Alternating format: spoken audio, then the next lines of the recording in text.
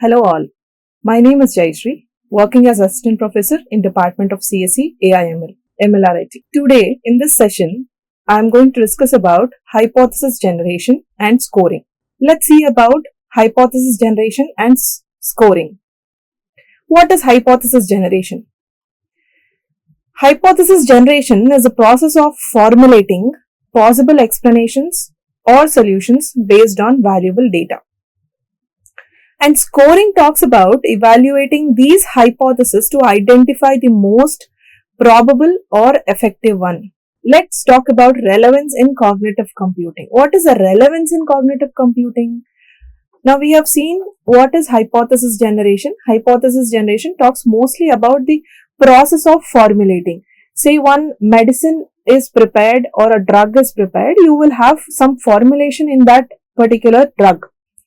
Now it will tell you the possible explanations or how was it made, what are the combinations involved in it to come out as a product, as a drug, and it will give you the available data. This is hypothesis generation. And scoring tells that how accurate it works on the disease. When you are taking a particular medicine or a drug, it will show how promptly or how correctly it works on a particular disease. Say for example, cold, fever, cough, depends on person to person, but it will give a particular score of evaluating these hypotheses, and it also identifies the most probable or effective, how effective is it in a particular product. Next, how relevance is this hypothesis generation and scoring in cognitive computing is, it helps the cognitive system like IBM Watson to evaluate the human reasoning. Humans will have a particular reasoning of every single issue, like they'll have a particular idea about every topic. So they'll have their own evaluations, they'll have their own reasoning, compute whether it is correct or no. So your cognitive system will help like IBM Watson does, that it gives the information of a particular product or a particular medicine thing. It will give the information to the humans. The second relevance is, it is essential for decision making. It is essential for decision making in AI driven applications. It is essential for decision making in all AI driven applications. First we were discussing about the definition. Second is hypothesis generation. We were discussing about hypothesis generation and scoring. So let's see how what hypothesis generation explains in brief. Your hypothesis generation involves generating potential explanations or solutions based on the data, as we have discussed in the definition. So based on the solutions, based on the data, you get the solutions or explanations where your potentiality is involved. The second talks about what is the purpose of it. Your aid system in narrating down possible outcomes. Your aid system will narrate the possible outcomes. Say I have a particular paracetamol. Say we'll talk in the terms of medical. Okay. Now we are talking about the medicine called paracetamol. Okay. Now this paracetamol will be used for either having a high temperature in the body, or if you're having body pains or uneasiness in the body. So your aid system will narrow down the possible outcomes. This is the problem, and for this the solution it is giving is taking a particular medicine based on the convenience of a person. What is the process of it? What is the process of narrowing down the outcomes? Is data analysis. First, let's talk about the data analysis. What is data analysis doing here? The input data is analyzed. Whatever the input data is given to the system, AIDS system, it will analyze using NLP, knowledge graph, and other techniques. Input data is analyzed using natural language processing, knowledge graphs, and other techniques. Second is knowledge resource. Knowledge resource will draw all the hypotheses from structured and unstructured data. This structured data is nothing but your databases, and unstructured data is considered as text or image or any CSV file. Okay, so it can be an structured data or unstructured data. Ultimately, the goal is to get the information through some source or the other. So it doesn't differ whether it is a structured data or unstructured data, but it just needs the source to get the data. Next is divergent thinking. What is divergent thinking? This is the system which is considered multiple possible simultaneously, multiple possibilities simultaneously. So divergent thinking is something that I need to move from one source to the other node, that is source to destination. So I have one way to travel. So divergent thinking tells, in case if there is some problem, there is some construction going on, under construction going on, there is some vehicle stoppage somewhere here. This divergent thinking will give you the other way to pass or reach the destination. So the system is considering multiple inputs from different sources to give the appropriate outcome or output to the human. So your source is giving multiple inputs or multiple ways to reach the destination, multiple possibilities simultaneously, not at one single time. Like example, diagnosing a medical condition. I have a symptom. I have some symptom. Say I am affected with some cold. Example. For this, I have multiple possible diseases. These are hypotheses. I know the symptom, and if I have sneezing, that can be leaded to asthma, or it can give some breathing issues, or by that you can have some uneasiness in the body, you can have an itchiness in the body.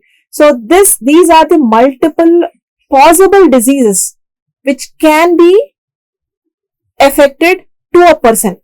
So this is a medical condition. Example is the medical condition which can be diagnosed with the data given. Data is nothing but the symptom of a person, and based on that symptom, you are giving information of a hypothesis stating that there are multiple possible chances of other diseases to be affected. Right? Next, talking about hypothesis scoring. What is this hypothesis scoring? Hypotheses are ranked. They are ranked. Based on what? Based on their likelihood or relevance. Likelihood and relevance. That is how compatible you are with these hypotheses. What is hypothesis? As we have seen in the previous slide, hypothesis is nothing but the chances, possibilities, where you can thinking like you will have prior intimation ki this can happen, is called hypothesis. So here hypothesis is ranked based on their likelihood or relevance. So scoring helps prioritize the most plausible solutions. The scoring is nothing but it will give you the plausible solutions to the hypothesis. What is the process of doing all this? Finding out the hypothesis and scoring data. The basic process is evidence gathering. Evidence gathering tells that you are cross-checking hypothesis against data sources. You are cross-checking the hypothesis whether that may happen or it may not happen. So before giving the data, relevant data, we are cross-checking against the sources. Next is weighted criteria. Weighting criteria is it checks the accuracy, how complete it is, whether the data what you have taken and the process what you are performing with the raw data can be completed or no. And reliability of the evidence, whether it is reliable or it is just for the namesake ki you have that data for time being, and after that the data is vanished. So is it reliable or no? Is the evidence reliable or no? And what is the accuracy? In case if it is the evidence is reliable, what is the accuracy? The data is 80% accurate or the data is 90% accurate. It will check the weight of the criteria.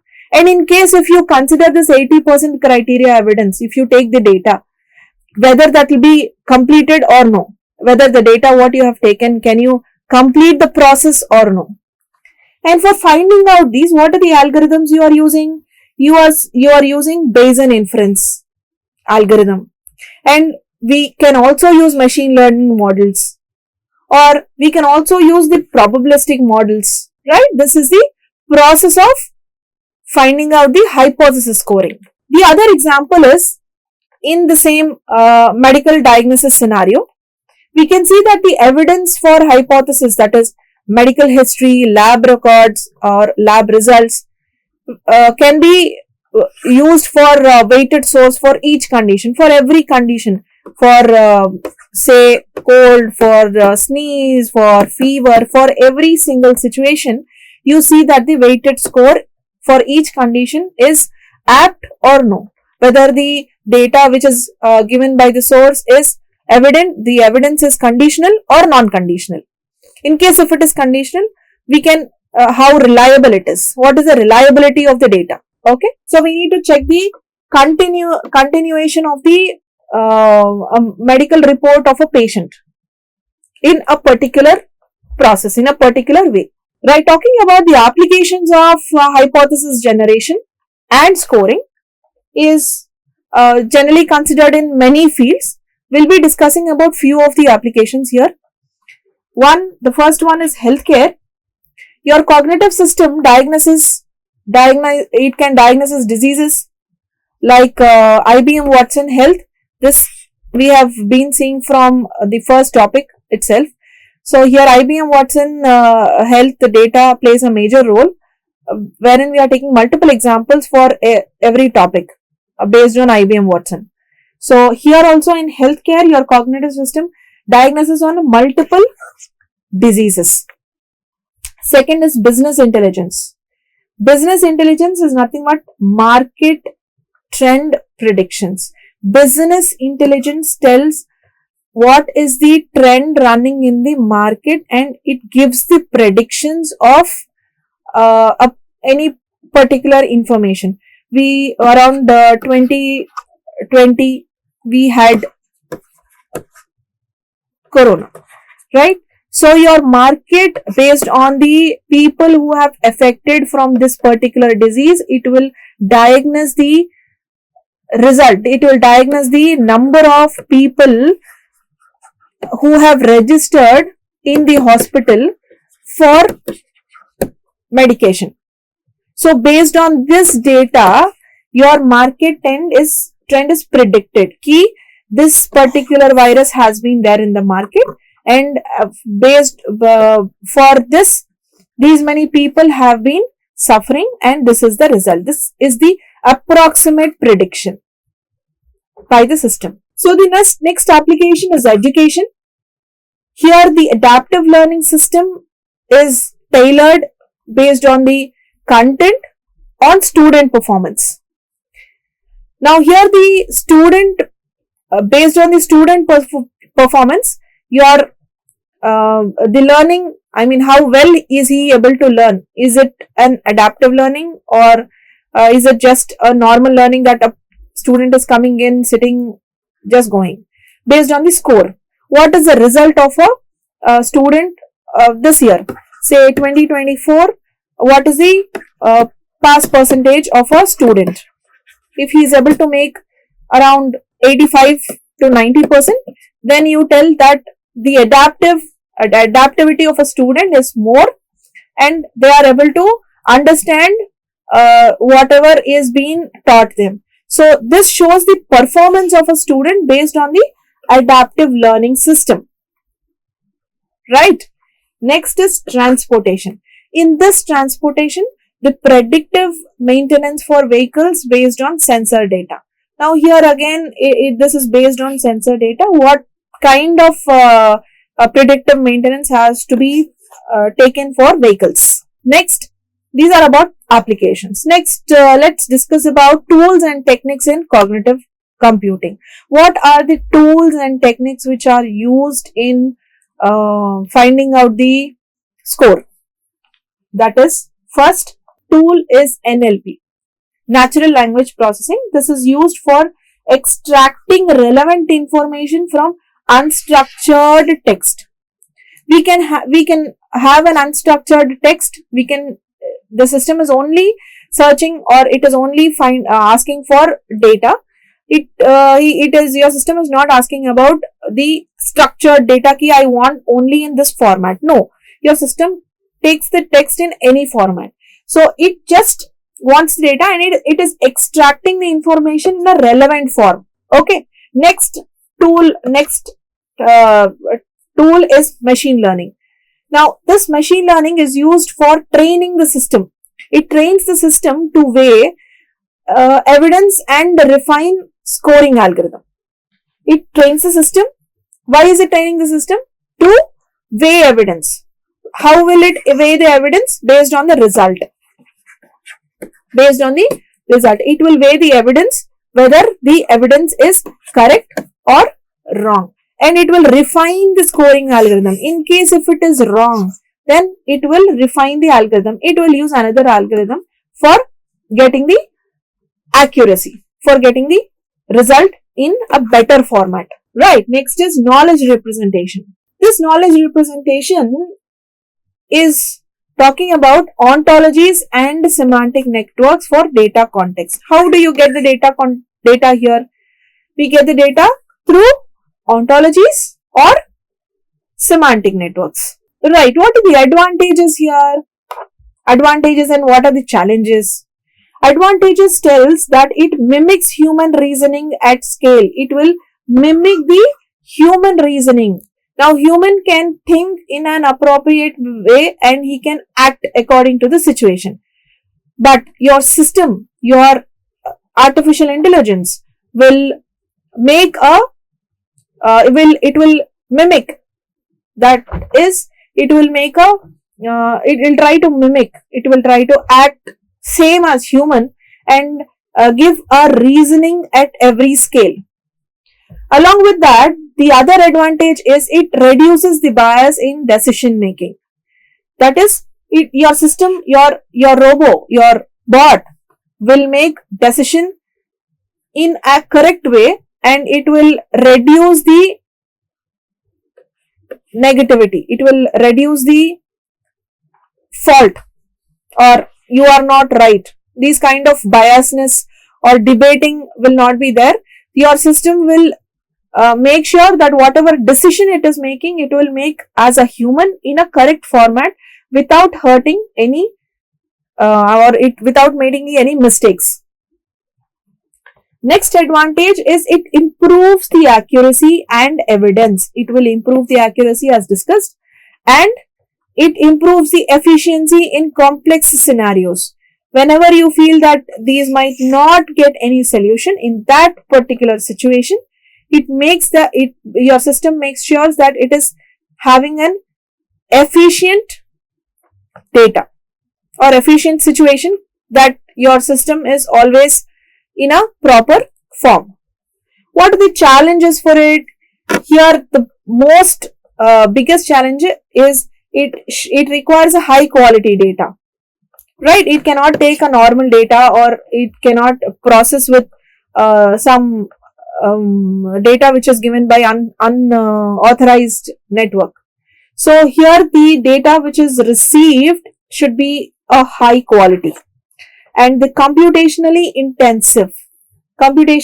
it is intensive, and the difficulty in interpreting the reasoning process, that is nothing but black box nature, is again a biggest challenge for your cognitive computing for ensuring that the data is efficient.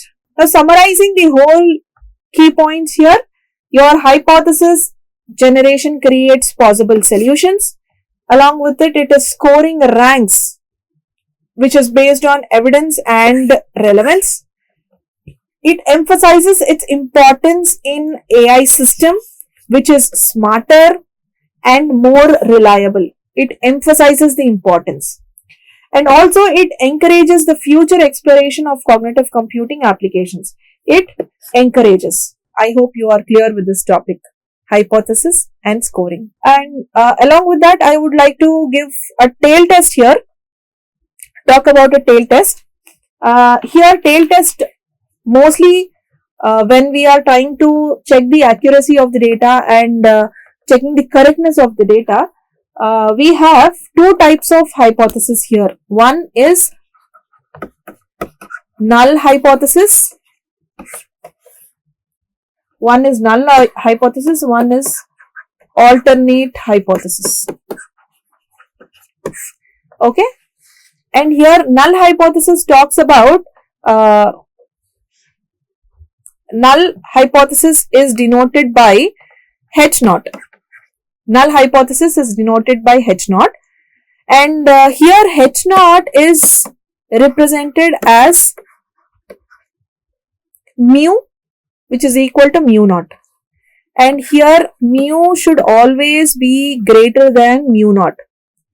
Alternate hypothesis shows that mu is not equal to mu naught, and your mu should be always less than mu naught. What does this mean? That is, we are having a level, we are having some 0th level,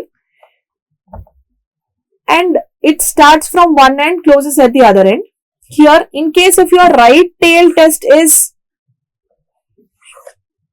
covered, that is HA is more probable. If your system tells that your right tail is more probable, then it means that your HA, nothing but mu, is having a greater value. And there is another possibility that in case if it is showing a left tail test, that is, it tells that the left tail is more probable, then your HA, that is mu, is less than the value. It is having the lesser value. Other possibilities, if your HA, that is the two tail probabilities are on both sides, it tells that mu is not having the equal value. That is, mu is not equal to mu naught. Simple example is null hypothesis. Here tells that as the example taken, we have a drug which is applied onto a person, a patient. In case the medicine doesn't work for him, we will try another alternate medicine onto the patient. Right? Same thing, in case we have null hypothesis initially, in case if the null hypothesis is not working for the value, then your hypothesis moves to alternate hypothesis. In this alternate hypothesis, it clearly tells that mu is not equal to mu naught, where mu should be less than mu naught. Only then the condition is not satisfied. If the condition is not satisfied. Okay. Yeah, I hope that this topic is clear to all of you. Meet you in the next session. Thank you.